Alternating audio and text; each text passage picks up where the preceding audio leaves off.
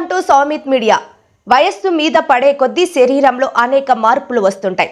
ముఖ్యంగా మనం తినే ఆహారంలో ఉండే పోషకాలను శరీరం సరిగ్గా శోషించుకోలేదు. దీంతో పోషకాహార లోపం ఏర్పడుతుంది.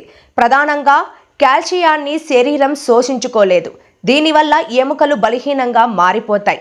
ఫలితంగా ఆర్థరైటిస్, ఆస్టియోపోరోసిస్ వంటి సమస్యలు వస్తుంటాయి.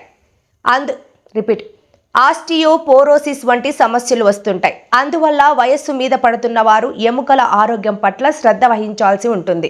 శరీరం కాల్షియం స్థాయిలను పెంచుకునే ప్రయత్నం చేయాలి. మన శరీరంలో కాల్షియం అనేది చాలా ముఖ్యమైన ఖనిజం. ఇది ఎముకలను ఆరోగ్యంగా బలంగా ఉంచుతుంది. శరీరంలో తగినంత కాల్షియం లేకపోతే ఎముకలు బలహీనంగా మారి విరిగిపోయే అవకాశాలు ఉంటాయి.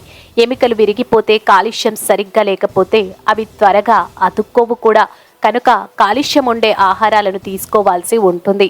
ముఖ్యంగా 40 ఏళ్లకు పైబడిన వారు పలు రకాల ఆహారాలను తీసుకోవడం వల్ల శరీరంలో కాల్షియం స్థాయిలను పెంచుకోవచ్చు. పాలలో కాల్షియం అధికంగా ఉంటుందన్న సంగతి తెలిసిందే. కాల్షియంతో పాటు పాలలో విటమిన్ డి కూడా ఉంటుంది. ఇది శరీరం కాల్షియంను శోషించుకునేలా చేస్తుంది. దీంతో ఎముకలు బలంగా ఉంటాయి. ఆవు పాలను 1 గ్లాస్ తాగితే సుమారుగా 300 మిల్లీగ్రాముల కాల్షియం లభిస్తుంది. పాలను ఉదయం లేదా రాత్రి తాగవచ్చు. దీంతో కండరాలు సైతం మరమ్మతులకు గురవుతాయి. కండరాలు ఆరోగ్యంగా ఉంటాయి. శరీరానికి కాల్షియం సమృద్ధిగా లభించాలంటే బాదం పాలను కూడా తాగవచ్చు. బాదం పాలలోనూ కాల్షియం పుష్కలంగానే ఉంటుంది. 1 కప్పు బాదం పాలను సేవిస్తే సుమారుగా 450 మిల్లీగ్రాముల మేర కాల్షియం లభిస్తుంది.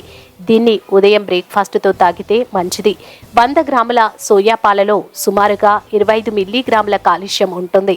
సోయా పాలను ఉదయం తీసుకుంటే శరీరానికి శక్తి లభిస్తుంది. రోజంతా యాక్టివ్గా ఉంటారు, చురుగ్గా పనిచేస్తారు, అలసట అనేదే ఉండదు. అయితే సోయా పాలు అందరికీ పడవు. అలర్జీలు ఉన్నవారు వీటిని తాగకూడదు. ఇక ఆవు లేదా గేదె పాలు అంటే ఇష్టం లేని వారు బాదం పాలు, సోయా పాలను సేవించవచ్చు. దీంతో కాల్షియం సమృద్ధిగా లభిస్తుంది.